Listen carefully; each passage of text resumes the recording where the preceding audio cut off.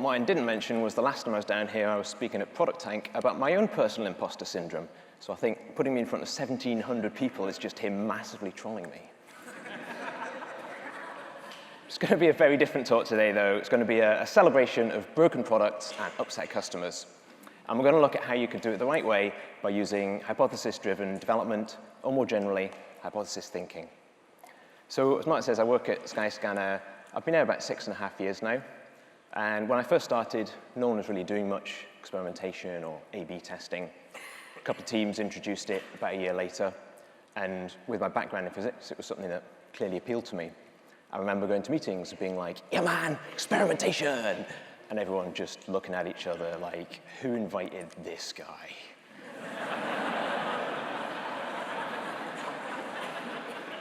Fast forward 5 years, though, and on any given day, we've probably got about 500 experiments running now. More importantly, though, everyone's thinking in terms of hypotheses. Growth managers, designers, engineers, and of course, product managers. And I think that's because it taps into some fundamental questions that we all share, like, how do we know which ideas to do? How do we know if we're on the right path? How can we tell if something's successful? So we've been on this big cultural journey, and a key part of that was embracing the fact that not everything is going to go the way you expect. We faced a paradigm shift from the idea failed to it only failed if you failed to learn. And when you look at the big internet economy companies that are running hundreds of experiments a day, Booking.com, Airbnb, Netflix, and the like, the majority of those experiments don't impact the metrics in a positive way. On average, about 80 to 90% of experiments either have no effect or actually make your product worse. So you have to run 10 experiments to find one that improves your key metric. But each of the 9 that you ran before that helped you get to the better solution. Like a toddler learning to walk by falling over all the time. Or Thomas Edison said, of the 200 light bulbs that didn't work, every failure told me something I was able to incorporate into the next attempt. And like Edison, we're all building stuff that's never been done before. So there's no one to ask about it. There's tons of unknowns. And the quicker we can learn, the better. And that comes down to being prepared to be wrong. There's a great wee story that Sir Ken Robinson tells. He's a professor and international advisor on education. And he was at a school nativity play. You know, the sort of thing. 4-year-olds in dressing gowns, tea towels on the head, scary dolls subbing in for baby Jesus. I think I was third shepherd from the right in mine. When you grow up in Glasgow with my accent, you don't get speaking roles. And so the 3 kings come in, and they must have got in the wrong order for some reason, I'm not sure why. But the first king comes in and he says, I bring you gold.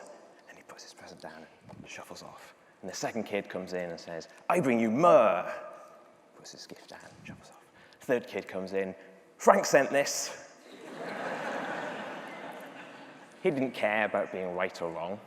He just had a crack. Kids are great for that. They're just having a go. When you watch young children play, they've got no concept of shame or embarrassment. They just try stuff, have fun. We were all like this once. Somewhere along the way to adulting gets beaten out of us through things like exams and physics degrees.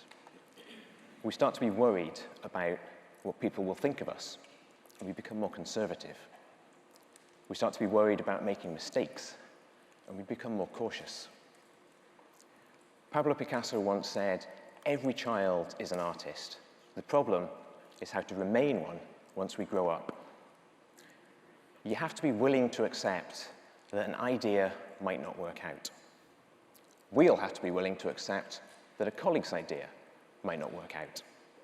If we run our teams and businesses by stigmatizing failure or punishing mistakes, then we stifle innovation and creativity.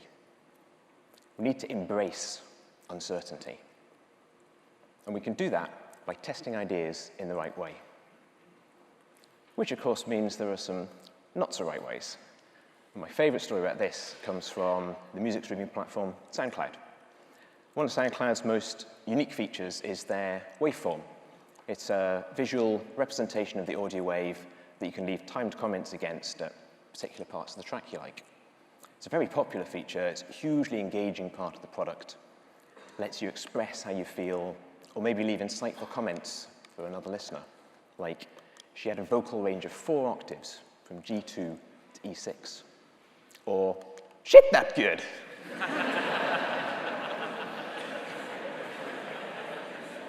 So I have a colleague who worked at SoundCloud, and he was telling us about their more whimsical side. Apparently they do something every April Fool's Day. And there's a term in electronic dance music and dubstep called the drop. I'm sure many of you are familiar with it. After a song's been gradually building momentum and tension, the beat finally kicks in. Wayne's World being that famous example of dubstep. So on April 1st, a few years ago, SoundCloud decided to do this. And every track in SoundCloud, not just dance music, all different genres, they randomly put a marker somewhere in the waveform saying, here's the drop. Trademark. Team doing this thought it was pretty hilarious. Most of the company thought it was pretty hilarious. Not many other people did. I think the PR term for what happened was people lost their shit. What the hell is this? Kill it with fire. Just to be clear, you guys think we're complete retards, right? Their most engaged users hated it. Anyone who didn't know what the term meant was thoroughly confused. People were complaining their creative work had been defiled. Some people thought it was a hack. Others were furious it spoilt the surprise. And there was a hardcore group of users who were really upset that a dubstep term was being plastered all over rock and pop. Basically, it was a car crash. But it reached a peak when a guy discovered that SoundCloud had put, here's the drop, in the middle of the eulogy from his wife's funeral service the day before. Say the team learned a lot would be an understatement, but they also created a lot of chaos. So how can we break things mindfully? How can we learn in a controlled manner? One way is to frame your thinking in terms of hypothesis.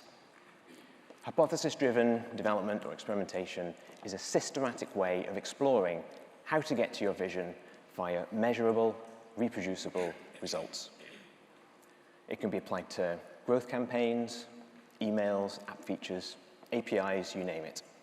Hypothesis thinking is a powerful way of testing your riskiest assumptions, keeping you honest and objective, keeping you focused on data. And what it really comes down to is asking the right questions in the right way. Physics may have been a roundabout way of getting into product management, but it was excellent for teaching you how to ask questions. Like, why does it work that way? What happens if we try it in this configuration? Why don't people speak to me at parties? I've never had to ask that question. Physicists don't get invited to parties. But I often think of product managers as being part scientist, part artist, and part psychologist. And even though we tend to be a master of none, they all have one thing in common. They're all curious. What was the most profound question you ever asked? And when did you ask it? I'm willing to bet you were under 10 years old and it was something seemingly benign, like, Mummy, why do we have 10 fingers? Why is the sky blue? Why don't fish have eyebrows? But these are all deeply profound questions. They go to the core of evolutionary biology and fundamental physics. And they just bubble up out of young children. I was walking through Kelvin Grove Park the other day. It's a park in Glasgow. It's a beautiful summer's day, clear blue sky, sun beating down. We call it taps half weather in Glasgow. And this young family walks past me, a 40-year-old girl and her 2 parents. And the wee girl runs up to her dad, tugs his arm, and goes, Dad, why is grass green? This complex wave of emotion rolls across the man's face. Everything from, oh, crap, to, I wonder if I could pretend she's not mine. Clearly, he decides he needs to say something. So he bends down and very seriously says, how else are the cows going to know they can eat it? And the wee girl was delighted with this. The important point was he didn't dismiss his daughter by saying, don't ask stupid questions. He made asking questions a fun experience, even though he didn't know the answer. So we all have this capacity to ask insightful questions. You just have to channel your inner 5-year-old and go for it. Writing a hypothesis, that's just about asking questions in a way that'll give you meaningful, trustworthy conclusions. There are two main aspects to a rigorous, solid hypothesis: insights and causality. Causality is a way of saying X happened because of Y. And the trick is to rule out all of the other reasons that might also cause X to happen. We're all familiar with the phrase, correlation is not causation. And it's easy to rule out causation when you see charts linking the amount of cheese people eat with the number of people who die by getting entangled in their bed sheets. Who knew that was even a thing? But what if you heard that people who use sun cream were more likely to get skin cancer? Do you dismiss it? Do you stop wearing skin cancer? Should we just add it to the list of other things the Daily Mail say will give us cancer? But in this scenario, it's harder to take into account the fact that this cohort of people spend more time in the sun. They actively visit places that are sunnier, so they have more exposure to it, despite wearing sun cream most of the time. So to infer causality, your hypothesis needs to be both testable and falsifiable. Being falsifiable means that it's possible to prove the hypothesis wrong. In other words, it's possible that we could observe something that contradicts the statement. For example, all Scotsmen are naked under their kilt. Now, you might have to be pretty charming to prove this one wrong, but it's possible to imagine some Scotsmen might like to wear pants under their kilt. And all you have to do is find one example of a pant-wearing, kilted-clad Scotsman to prove the statement wrong. Just one. Good luck with that, though. On the other hand, a giant, hairy, ape-like being lives in the North American wilderness. That's a statement that's not falsifiable.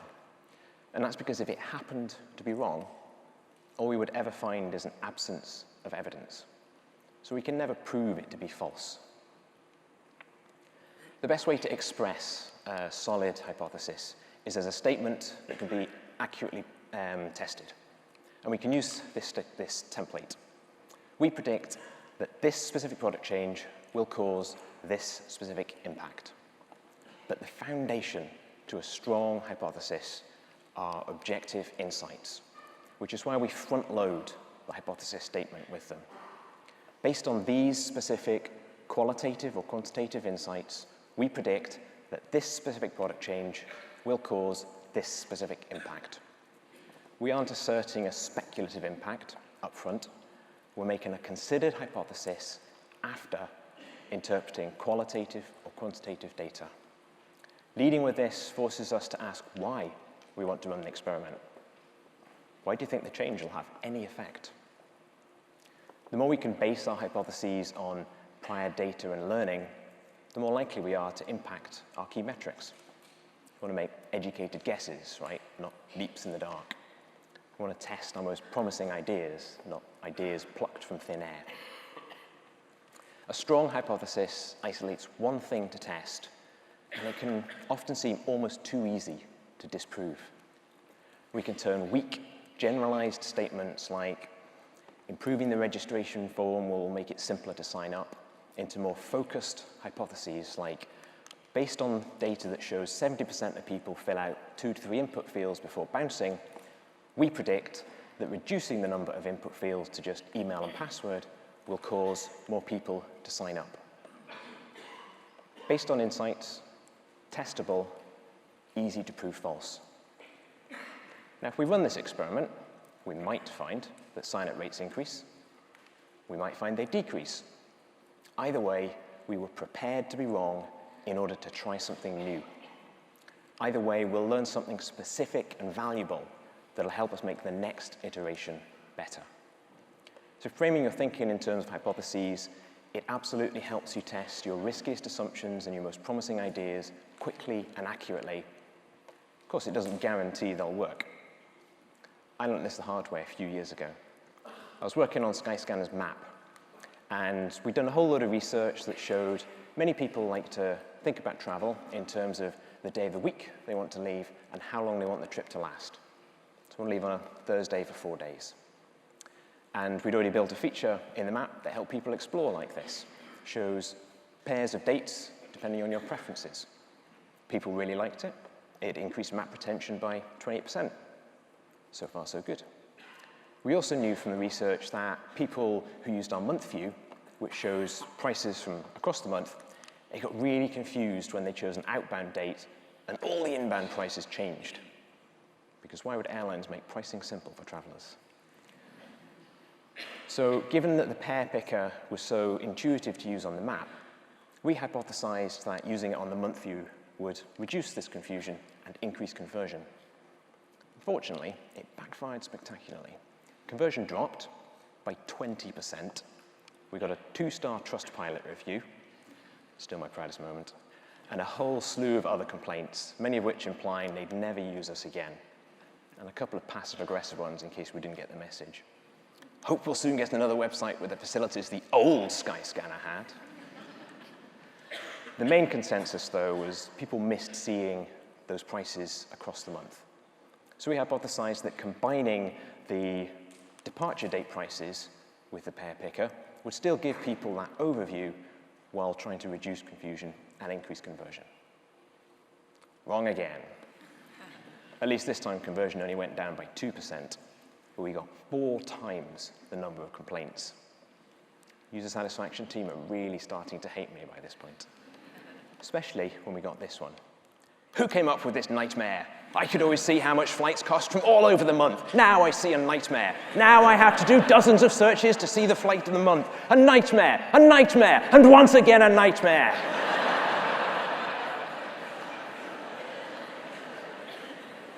Needless to say, we didn't release this one. What we hadn't taken into account were the different jobs to be done people had. The map was used for low-intent browsing, last-minute getaways. People using the month view had a much stronger intent. They were more flexible, more price-conscious. There is a happy ending, though. We discovered that the combination of departure dates and pair picker actually worked really well on the map. And we wouldn't have got here without hypothesis-driven experimentation and rapid iterations. As Airbnb say in one of their blogs, experiments don't fail, hypotheses are proven wrong. Having a strong hypothesis on its own, though, that's not good enough. We all want our ideas to succeed, especially if we've worked hard on them. It's human nature to see the data that backs up your idea while ignoring the data that argues against it. It's called confirmation bias.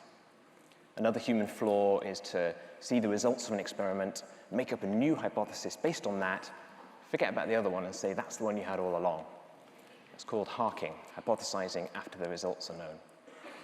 Things like this might seem, not a big issue, but making a change to a product that you really like, you have no idea how it impacts your company's performance, that feels kind of risky. We need to resist these temptations. We need to stay impartial and objective. We need to think like a scientist. Not this one, though. Nope. Not even close. Thinking like a scientist just means looking at the data objectively, not latching on to the first positive result that you see. It's always worth asking yourself, is a result too good to be true?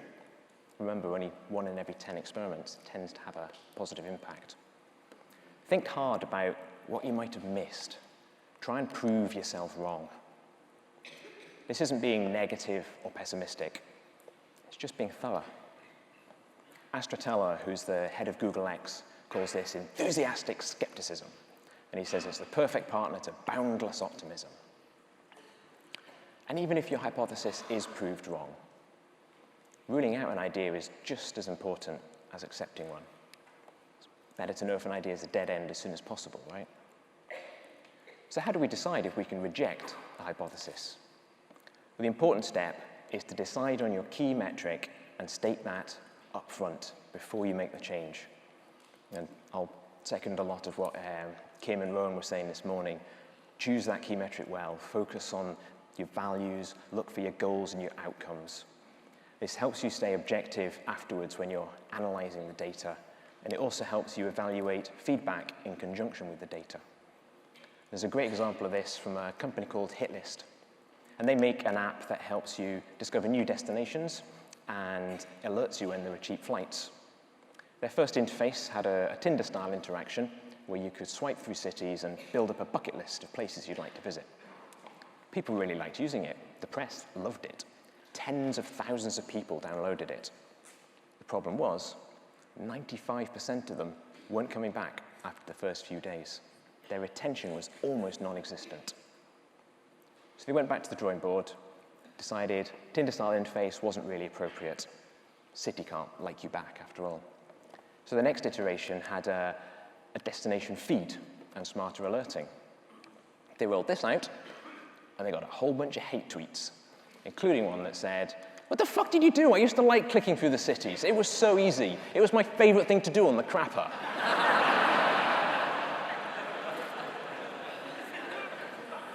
Their key metrics, though, greatly improved.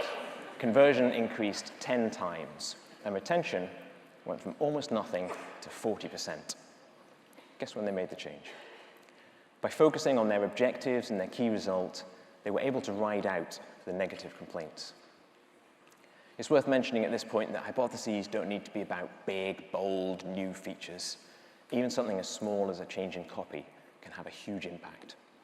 We've seen 8% increases in SEO page click-through rate simply by including the price in the page title. We've seen big increases in conversion by changing the text on a one-word button from book to select. Although if you are changing copy, I recommend double-checking your localizations. We've had a few misunderstandings in the past, like when we offered you a one-way flight or a give-back flight, or on the bio page of our previous CEO, Gareth, who tongue-in-cheek refers to himself as a bit of a web geek. This got translated into Hungarian as being an internet weirdo.